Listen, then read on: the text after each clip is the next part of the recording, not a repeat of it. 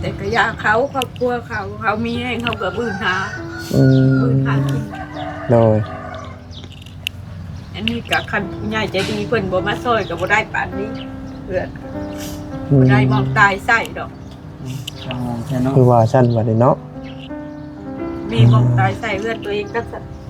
บ่ได้คิดอย่างไรปานใดตายใส่เพื่อนเจ้าของน้อยๆก็ย่ามันโดยว่าจังไดเนาะพี่น้องคือทางเฮาก็เข้ามาเยี่ยมยามเบิ่งถามไทยเบิ่งเนาะเบิ่งมาเบิ่งตัวจริงว่าซั่นซะแม่นแต่ว่านี่ก็อีมันนั่นเล็กตะปูลนตักโอ้เขียวฮักแม่ได้เนาะมันต้องมีจังว่าเลยเพิ่นว่าตึ้งอยู่นะโอ้ยคักปานยังบาดนี้ยิงแขมเด้อ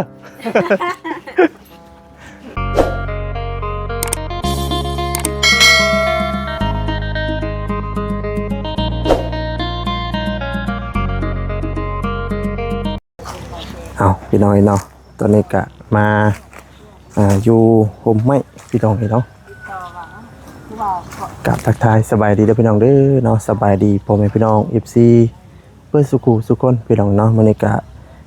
มีเขตใหม่เนาะพี่น้องเนาะหรือว่ามีทางสบานเนาะเพิ่นได้แนะนำเนาะว่าให้ทางทีมงานมาสัมภาษณ์ถามไทยเบิ่งแน่พี่น้องเนาะเพิ่นก็ขาดแคลนเรื่องเขาเรื่องน้ำบ่หรือว่าจังใดเนาะพี่น้องเนาะก็สิเข้ามาสัมภาษณ์ถามไทยเบิ่งพี่น้องเอ้ยมื้อนี้นี่ก็มานำกัน4คนพี่น้องเนาะมีทางบ่จิตบ่คำบ่เซนพี่น้องเนาะก็หลังจากมานี่แล้วก็สิไปหาทางน้องเตพี่น้องเนาะมื้อนี้ก็คือว่าทางบ่จิตว่าสิได้เจาะน้ำบาดาลมื้อนี้พี่น้องแต่ว่าทางสร้างเพิ่นบ่มาพี่น้องมื้อนี้เนาะเป็นมื้อใหม่ว่าซั่นพี่น้องเนาะเป็นมื้ออื่นเนาะก็ทางน้องเตเพิ่นก็ดำเนินการเวียกงานต้องสร้างเพิ่นนั่นแหละพี่น้องเนาะก็ยังเฮ็ดหน้าที่ของทางสร้างเพิ่นนั่นแหละพี่น้องเอ้ยเนาะเฮาก็ดีอกดีใจนำทางน้องเตเพิ่นพี่น้องเอ้ยเนาะแล้วก็จบจากนี้เฮาก็สิไปพูดพี่น้องเอ้ยเนาะไปเนาะพี่น้องเนาะบ่หลายอย่างเนาะสิขึ้นไปสัมภาษณ์ถามไทยเบิ่งทางครอบครัวเพิ่นก่อนพี่น้องเอ้ยเนาะเป็นจังได๋เนาะดินเราต้นหญ้าเพิ่นมีบ่หรือว่าใดพี่น้องเอ้ยก็อยู่นํกัน2คนนี่ก็เป็นเฮือนของทาง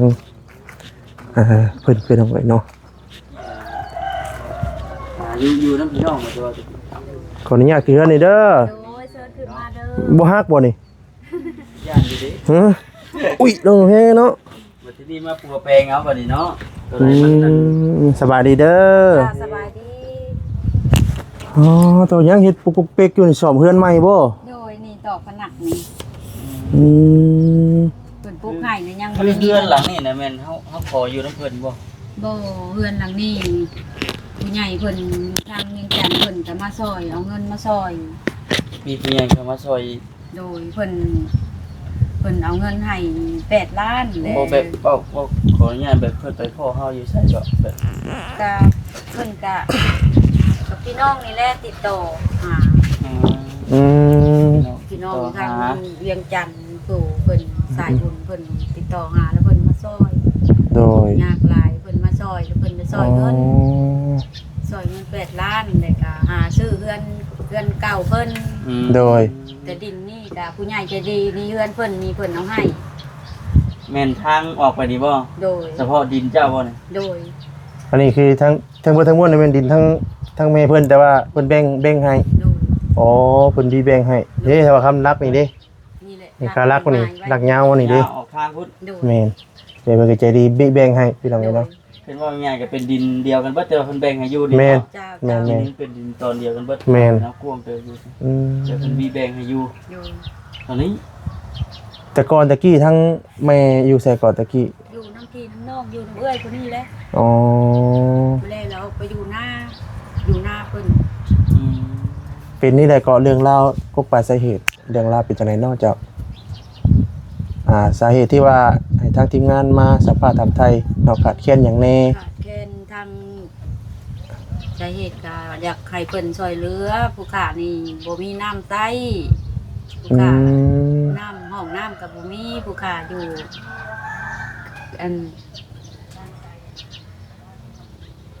อยู่ในยังบ่ทันได้มีหยังนะเนาะโดยหากมาอยู่ได้5 มื้อความช่วยเหลือ จากผู้ใหญ่ใจดีนี่แหละผู้ขาอยากได้ห้องน้ำกับน้ำใต้ อืม ไผผู้ขาบ่ได้ก็อย่าดอกใส่แผ่นนี่ ใส่แผ่น แผ่นโซล่าร์เซลล์ เพิ่นก็เอาให้นี่เพิ่นก็ผู้ใหญ่ใจดีเพิ่นก็ซื้อให้ทุกอย่าง จักปีแล้วก็อันที่ว่าเพิ่นซอย บ่ทันฮอดปีนะหวัง 2-3 เดือนขึ้นหลังนี่นะ อืมเรือนนี่ก็เพิ่นทางผู้ใหญ่ใจดีเพิ่นซอยบ่ โดยเพิ่นช่วยเงินแล้วไปซื้อเฮือนหลังนี้ อ๋อซื้อแล้วมาปลูกอยู่นี่ โดยดินนี่ก็ผู้ใหญ่ใจดีนี่เพิ่นให้ อืม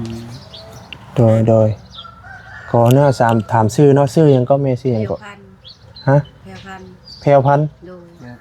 ทั้งน้องเด้ ชื่อยุ้ย ยุ้ย ยุ่ย น้องยุ้ยแม่อายุจักปีก่อนเนาะเจ้า 53 53 54อืมทั้งน้องเด้ 14 15บ่ได้เข้าโรงเรียนบ่ ข่าวตะกี้นะข่าว แต่ บอกแล้วเลยเนี่ย อ๋อเรียนปอใดก็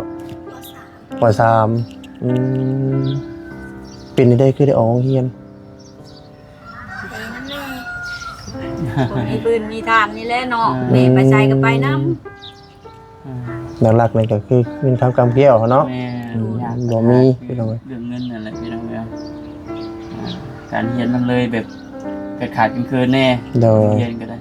แต่ว่าปัจจุบันนี่นะหลักๆเป็นภาคกันเฮ็ดหยังก็ เฮ็ด เฮ็ดเวียก ไปเฮ็ดเวียกกับบนบ่มีแนวเฮ็ดก็มีแต่ว่าไปหาของป่าของดงมาได้เงินกะขายพอได้ซื้อข้าวกิน อืม หลักๆกะ ปลาของปลาของ โดย ดงมะขาย โดย หน่อไม้หน่อมันพวกนั้นแหละเนาะ โดยมีแต่หน่อไม้กับไข่หมดแดง ไข่มดแดงช่วงย่างเลยนะช่วง โดย ช่วงย่างนี่ ยาม ห นี่ มด ได้ แดงก็หาเบิดมื้อได้2-3ขีด4ขีด5 อื ขีด ม ไปเบิดมื้อหลังมื้อก็6ขีด โดย ไข่หมดแดงมันอึด อืม มันสิเบิดเลยนะบ้านเฮานี่ เริ่มอึดเลยเนาะ โดย โดย บืดแล้วเลยพี่น้ง คือปัจจุบันนี้คือทั้งแม่ก็อยู่กับทั้งน้องคน2คนนี่บ่ โดย อ๋อคือทั้งผู้ขออนุญาตนะคือทั้งเป็นพ่อเด้ทั้งพ่อน้องเพิ่นเด้ เพิ่นก็บ่ได้มาใกล้มาวนหยัง เป็นนี่ได้ เอาเมียใหม่เด้ อ๋อป้าห้างกันบ่หรือว่าจังได มาห่างกัน อืม จักปีเลยเดี๋ยวปะห่างกัน หลายปีแล้วบ่แม่น7-8 ปีแล้วบ่ ลูกเป็นใหญ่แล้วที่ ลูก คือทั้งแม่นี่มีลูกผู้เดียวนี่บ่ ลูกก็หลายคนแล้วลูกว่า อืม เพิ่นหักเพิ่งพาลูกบ่ได้แม่ฮะ อืม บ่มีเนาะลูกก็หลายคน มีจักคนก็นอกจาก ลูกนะทั้งเบิดทั้งมวลน่ะ6คนได้ 6 คน ทั้งหมดทั้งมวลเลย โดย เชื่อ ไป มี หา แต่ เงิน 2คน หาคำเขาก็ไปแต่ว่าเขาบ่เคยได้นำเขาดอก อืมหรือว่าเพิ่นมีครอบครัวแล้วบ่ มีมีเบิดทุกคน โอ้คือว่าได้เพิ่นก็มีครอบครัวไผมันเนาะ อืม ต่างคนต่างมีภาระ เขาสิพามาให้แม่ไปพิดใจผัว อืม เอาแล้วเนาะ แม่น ลูกเฮาอยู่กับแม่นอยู่แต่ว่าเจ้ามีครอบมีครัวแล้ว เพิ่นก็มีภาระที่เพิ่นเนาะ บุญแม่เองนี่แหละบุญแม่บ่มีเนาะ นี่แหละก็ ลูเพิ่นพัด เป็น ฝากเงินมาให้พ่อแม่เนาะ อืม คิดอันนั้นน้อยใจอยู่บ่ น้อยแฮงค่ะ น้อยละ อืม นับเตือกและคนให้แต่ก็อยากเขาครอบครัวเขามีแฮงเขาก็บื้นหา อื บื้น ม หากิน โดย อันนี้ก็คันผู้ใหญ่ใจดีเพิ่นบ่มาช่วยก็บ่ได้ปานนี้เพื่อน อืม บ่ได้มองตายใส่ดอก จังหวะแค่เนาะ คือว่าซั่นว่าได้เนาะ มีมองตายใส่เพื่อนตัวเองก็จะบ่ได้คิดอย่างไรปานใดตายใส่เพื่อนเจ้าของน้อยๆก็ย่ามัน โดย เพื่อจังไดเนาะพี่น้องเอ้ยคือทางเราจะเข้ามาเยี่ยมยามเบิ่ง ถามไทยเบิ่งเนาะ การไทยเบิ่งมาเบิ่งตัวจริงว่าซั่นซะ แม่นแต่ว่าเรื่องเฮือนเรื่องชาตินี่ก็ดีใจน้ำเนาะที่ว่าเพิ่นก็เฮ็ดให้เรียบร้อยบัดนี้พี่น้องเอ้ย ดู อืมแต่ว่ายังบ่สำเร็จปานใดเนาะอันนี้กับเฮ็ดเองบัดนี้เนาะปรุงแต่งเองอืม ไม่ก็ไปขอเพิ่นมามันบ่ถึงไม่ ลีลาได้จะเฮ็ดเวียกหยังช่วยแม่ แต่ละมื้อน่ะล้างถ้วย หนึ่งข้าว คันแม่ไปทางสะโพแดงเราก็ถือกระตา บ่ โดยเรา มี ก็ แต่อันนี้ได้เป็นคู่หูเนาะ โดยถือกระตาคือ กระโตกแล้วเนาะ บ่ยังไงก็พอได้ปากได้เว้านํเนาะลูกชาวลาบ่ผู้นี้ โดยไปเบิดมือเบิดเว้นได้ฮุกขีด นี่เท่านั้นแหละเนาะอีตนแม่อยู่บ่ ตน อีตนอยู่ ใหญ่มานี่สิเฮ็ดเวียกเฮ็ดงานยังเลี้ยงพ่อแม่บัดนี้ หาเหตุตามหันนั้นน่ะ โอ้ โอ้เฮ็ดเวียก อาหาร ตามร้านอาหารนี่เนาะอันนี้ก็เป็นทั้งบอกไงก็เป็นทั้งพ่อทั้งแม่เนาะทั้งแม่แล้วก็ได้ กันสิว่าซั่นกับแม่ แม่เพราะว่าพ่อก็มีครอบครัวเนาะไม่ ลูกหาบ่ได้เป็นมีแต่แม่หาทุกสิ่งทุกอย่างจักหาวิธีใดลูกก็บ่ฮู้แหละเนาะหามาสู่ลูกกิน บุกบืน นี่แหละพี่น้องเนาะความ เก่งตึกพี่น้องเนาะ หัวอกก็เป็นแม่เนาะ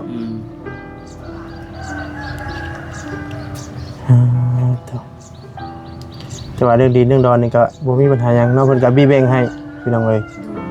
ถือว่า อันนี้ได้เหรอ ดินนี่เด้อ ดินนี่ เอา ก็ ความมาถูกใช่ไหม เพิ่นว่าทมให้บ่หรือว่าใด ก็เงินที่ว่าเพิ่นมาสวย8ล้าน ๆอ๋อ เลยก็แบ่งซื้อดินแน่ซื้อดินล้านหนึงรถ200,000ได้แต่5รถ ใหญ่ เอารวมเบิดทั้งอันนี้บ่ โดย แต่เพิ่นทั้งรวมทั้งเพิ่นดันให้ได้บ่ บ่ได้ เอามาสร้างเองบ่ โดย โอ้ จะเองเพิ่นดันให้กระแทง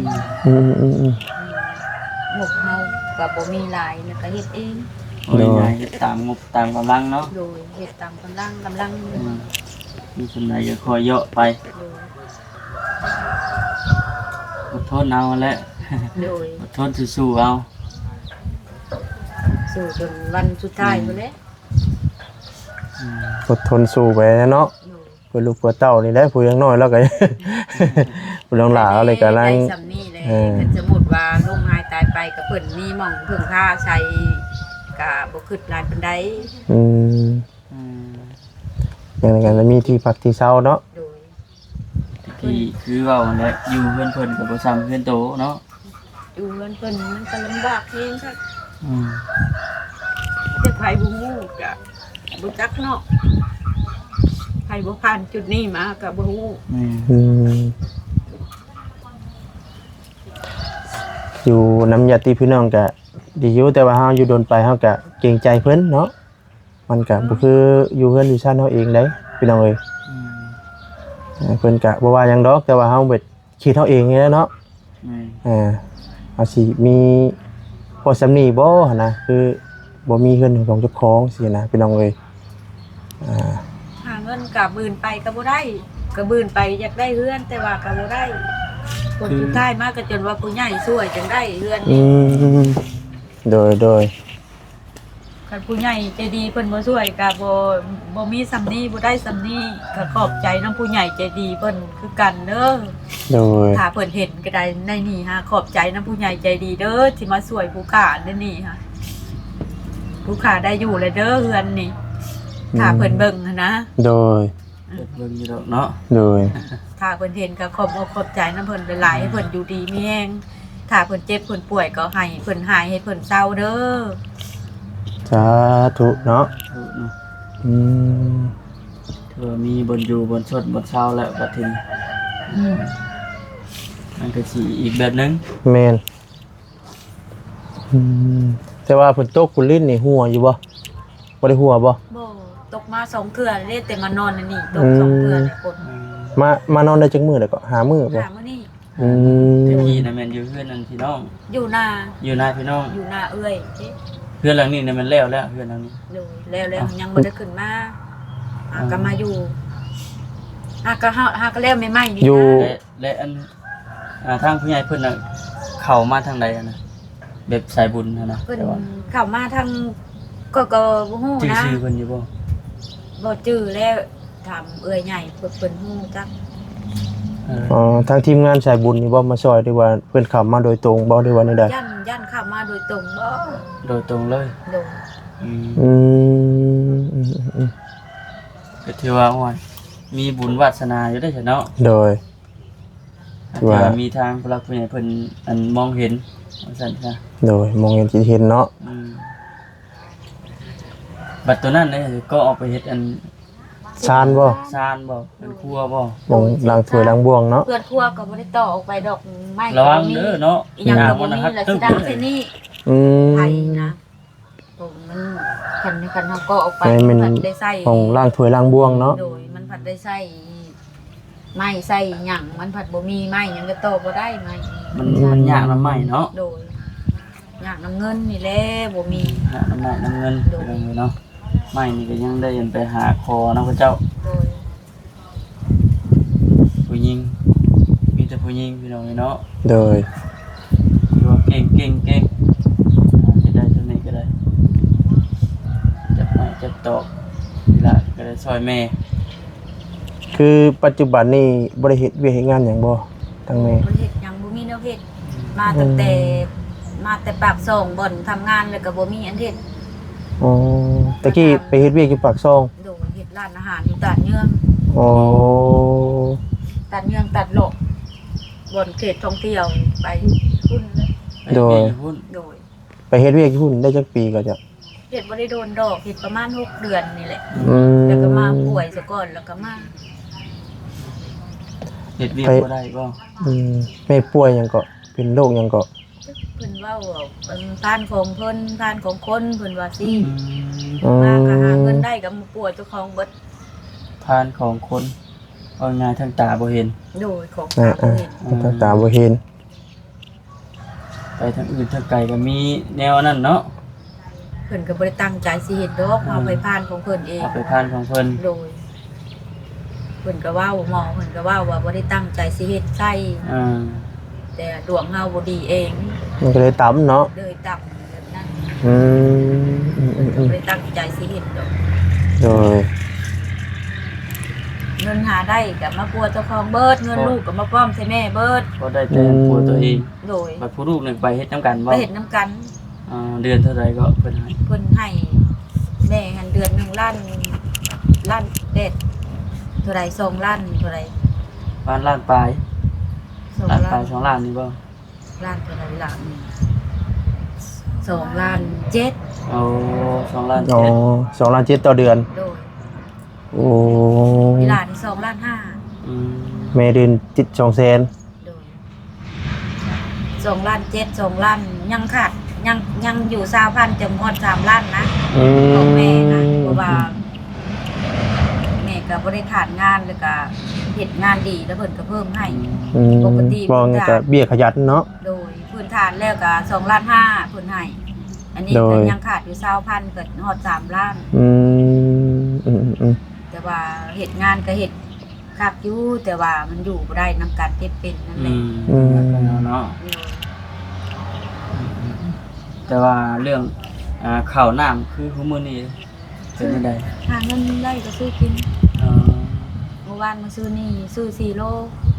ชื่อ ไปหาทางไข่บดแดงได้เงินก็ซื้อ4 อืม โล เขานำซ้ำปลาเนาะ โดย หลักๆได้ก็คือข้าว ข้าว ข้าวกับน้ำนี่แหละ น้ โดย น้ำใส่น้ำอาบก็คือบัดไปใส่ไปอาบอยู่ใช้ซั่น ปกติเดี๋ยวนี้สู่วันนี้ก็ยังเที่ยวไปอาบอยู่หน้าเอื้อยอยู่คันแนมอยู่หั่น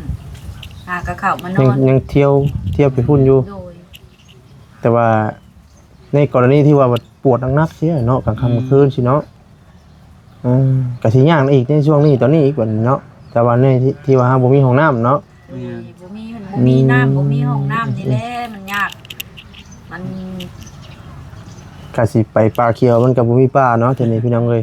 กลางบ้านที่ มันอยู่ เนาะ กลางบ้าน นี่ไปทางไหนกับปู่ เป็นเติร์ดอยู่เนาะ มีตึกมีแต่ห่างกันบัดมีที่ว่าง่ายอยู่จุดกลางแล้วเนาะเบิ่งเนาะ จุดกลาง หลักๆเนี่ยแม่นเข้าแล้วก็น้ำห้องน้ำนั่นแหละพี่น้องเนาะคันว่ามีทางเนี่ยเป็น คิดเห็นเนาะ คิดเห็น โดย เป็นชุดๆเนาะแม่เนาะ โดยจำเป็นแห้งอีหลีโลก็คือห้องน้ำกับน้ำใช้นี่แหละจำเป็นแห้ง แต่ว่าเรื่องเฮือนนี่ก็ถือว่าทั้งพี่ใหญ่เพิ่นซอยแล้วเนาะ โดย ถือว่าโอเคแล้วบ่อยู่บนเช้า จำนี้ก็อยู่ได้จนตลอดชีวิตพุ่นล่ะ ซ่อมแซมเอาเนาะ แต่มันบ่คักบ่แน่ก็ซ่อมแซมเอาเนาะ โดย ใครดอกน้องหลาเพิ่นเก่งอยู่ดอกเนาะ แน่ อยู่กับน้อง จักยามใดเพิ่นสิเลี้ยงแม่ได้ แม่ตายก่อนบ่จัก จังว่าเนาะ จักสิบุญมีหรือบ่ เดี๋ยวเพิ่นก็เลี้ยงช่วงนี้ได้เนาะ โฟกัสวัดอัน ดีได้ไหมยังบ่ได้เสียพอปานใด บอก มา ชื่อเฮือนเก่าเพิ่นบ่ โดย จักล้านก็ 2 ล้านห้า 2 ล้านห้า โดย อืม มากะจ้างสร้างเพิ่นนี่ล้านห้าได้ บอก โดยเงินที่ว่าเพิ่นเอาให้นั่นกะอยู่ในหันเบิดแล้วก็ซื้อดินนี่ก็ล้านหนึงซื้อดินมาถอก สุดีมาถอกผมนี้ โดย อืม ใจก็อยากได้พุ่นแรกมันหักโอมี เนาะ มันอันนั้นเวลาน้ำนี่มันกระท่วม ถ่วม ทอ นั้ ด น คัน เป็น พี่แหละ งั้นเป็นลูกนะดินลูก แย่บ่ยามผลนี่เนาะก็แค่นี้ครับชมชูพี่น้องเลย ปีนี้นะย่ำให้ย่ำหน้าสิได้ไปนั่นบ่เคยไปอยู่บ่ไปหัดจ้าง เห็ดน้ำเอื้อย โอเฮ็ดบ่เฮ็ดจังเลย โดยเห็ดน้ำเอื้อยเห็ดน้ำเอื้อยวัดสุคน โอ้ เพิ่นปันให้ เพิ่นปันให้ เอื้อยผู้นี้บางปีกินนี่เพิ่นก็ปันให้จังชอบหาชอบ คือทางดินดอนตอนหญ้าหน้านี้ของทางเมก็มีอยู่บ่บ่มีอ๋อ เดี๋ยวไปเฮ็ดน้ำเป็นเอื้อยหัน ทางผู้เป็นเอื้อย ได้เท่าไรก็แบ่งปันกัน เพิ่นแล้วแต่เพิ่นสิให้แล้วสามชอบสี่ชอบแล้วแต่เพิ่น อืม เว้นปันกัน ว่าไงก็ช่วยๆกันเนาะ โดยซอยไปซอยเพิ่นไปเฮ็ดน้ำเพิ่นแล้วแต่เพิ่นสิคือเทน อืม หายลายก็ได้กินลาย เอามีแต่ว่าภาวนาให้มีทางผู้รักผู้ใหญ่เพิ่นได้เห็น เนาะ ภาวนาให้เพิ่นเห็นแล้วอยากช่วยทางบ่คำแล้วก็ทางงานทีมงานกับผมสิเป็นสะพานบุญนั่นแหละพี่น้องเนาะ โดย ภาษาเนาะมีแต่ว่าให้ทั้งแม่ก็จะสู้เนาะ โดย อดทนเอาเด้อแม่เด้อ มื้อหน้ามื้อไหนสิเข้ามาเยี่ยมมายามใหม่ โดย ขอบใจละลายเด้อ โดยอยู่ดีมีเฮงเนาะ โดยดูดีมีแห้งกันเด้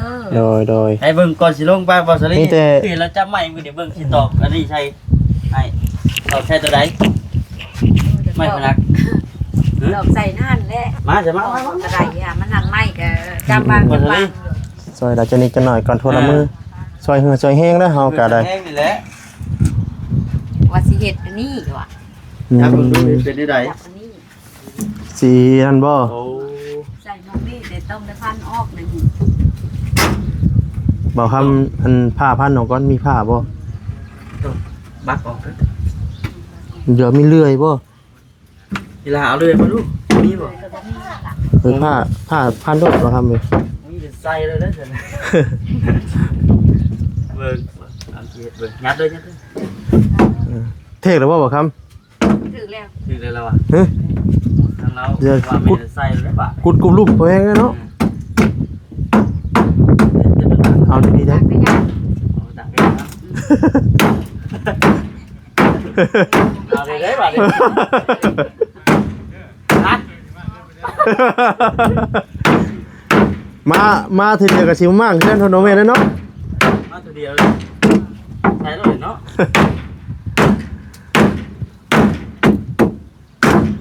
มีเรือพี่น้องเลยเนาะแต่มีเรืออีกที่นั่นอยู่ เดินกับชีโบดังบนไดกระทั่งน้องเพิ่นกระเสียดครัวทำไงเนาะสิทาน ยืมเอาเรื่อย เนาะ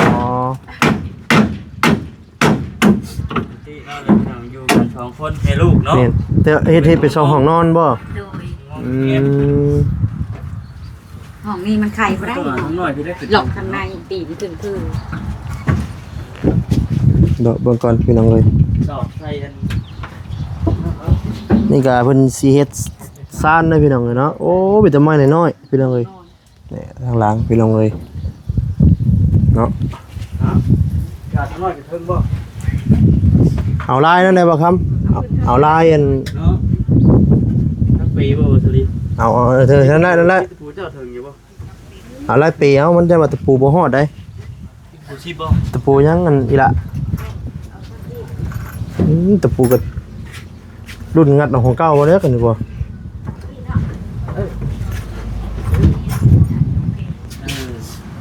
เอายับมาบีบนั่นมันชื่อค่ะตัวนี้เนาะ ยับไปอีก ชื่อแล้วบ่บัด ย เขาว่าบ่ชื่อเลยเหรอ บ่ชื่อบ่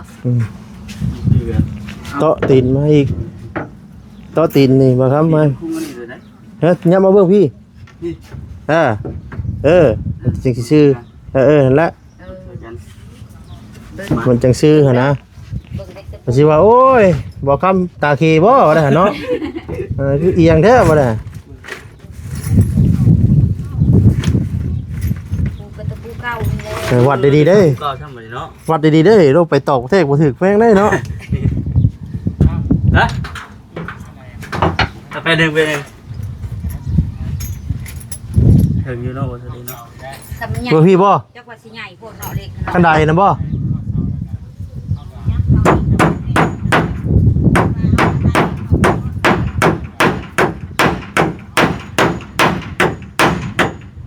เวลาตอกตะปูต้องยิงเขียวได้ป่ะครับเอ้ย เกี่ยวมันหมดแล้วเลย ว้าวเนาะ โอ้ต้องยิงเขียวว่ามันจัง ยิงเขียว จัง อ่ะ สอดยากเว้ยสอดได้สอดได้ สอนดอกทางพี่ก่อนดอกทางพี่อีกก่อน ลองนี่กันบ่ โดย ตูดคนไหลไปชุดเจก่อนเพิ่นว่า เล็กตะปูก่อนปูก็มั่งออกจากเรือนนี่แหละ เด็กตะปูด้วยตะปูกันเนาะ ม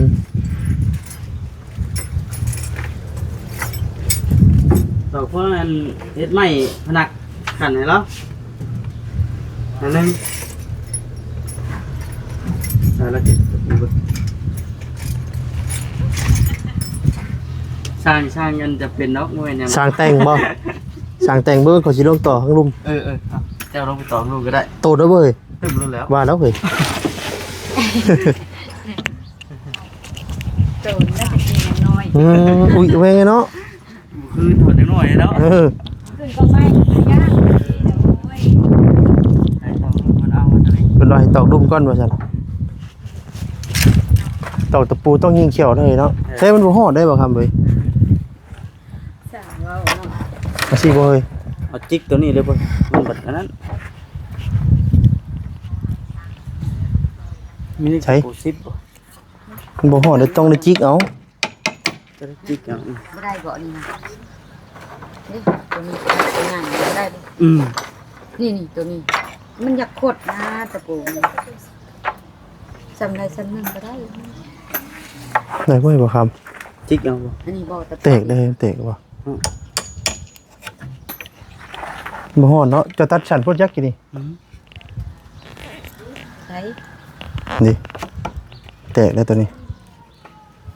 ตอกจิกลงทีตอกซักเลย ตื่นเฮ้ยเตกเนี่ย ตามเลย เป็นเขียวนะเนาะยิงเขียวได้นี่บาทนี่โอ้บ่ได้เด้บ่ครับ กูได้ป่ะ บ่ได้ ผ่านเนาะ เอาตอกชนี่เลยบ่ได้บ่ ที่บ่ โดย ที่มันก็ได้โพดได้แบบนี้ โดย เขาอยากว่าฉันอยู่ได้ ที่มันได้โพดได้แบบนี้ สั้นมันก็บ่แน่นแน่เนาะ ลูกตัวเอาลูกตอกลงก่อนก็ได้ป่ะสิให้มันทอดก่อน เมื่อที่ก็ได้หรอจับรถเด้อ จะปูเก่าแล้ว โอ้บ่ได้ยิงเขียวรถเบียดนี่เอาตัวน้อยเอาตัวน้อยมีบ่ นี่จะน้อย ไม่เตกได้ไม่เตกได้ คันถิ่มรถเป็นหยังมันแตกนะแตก ตา ก็ ซับเลยบ่ มีตัวน้อยกว่านี้บ่ตะปูได้ พันออกรถ ไม่มันแข็งเลยมันแตก พันออกรถมันก็บ่ได้นั่นดอก มีตัวน้อยกว่านี้บ่ตะปูเป็ดมีบ่ จำนี่บ่ เบิ่ง ตะปูยังอันนั้นโกก็บ่ฮู้ว่าตะปู ปูฮกบ่ ปูหกเด้นี่ตัวนี้ตะปูเป็ดมีบ่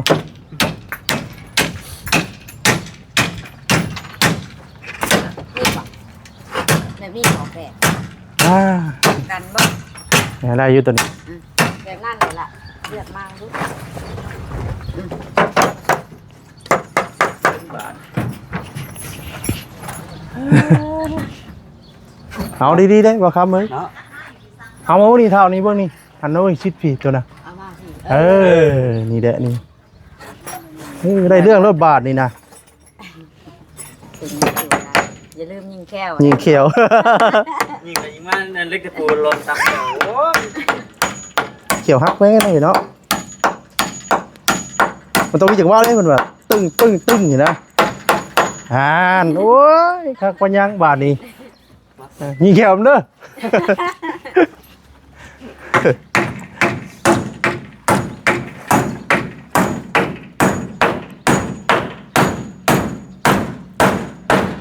นี่โอ้ยมาใช่นี่บาทนี่การนี้รถ มารักมาดิใช่ป่ะ เสือสิผ่าได้ เนาะหมดผักแม่เลยพี่น้องเลยเนาะ เดิน มันเด็ดได้พี่น้องเลย ได้แล้วสันนี่ ได้บ่ แม่สิเฮ็ดเอง เห็น เนาะ ป่ะ โอ้ยพี่น้องเลย มีแล้วเก่งใจเนาะ ใส่ก็ได้ เอาจักดอกจักใดใส่จักดอกอีกน้ำจังแนวเน้นเลย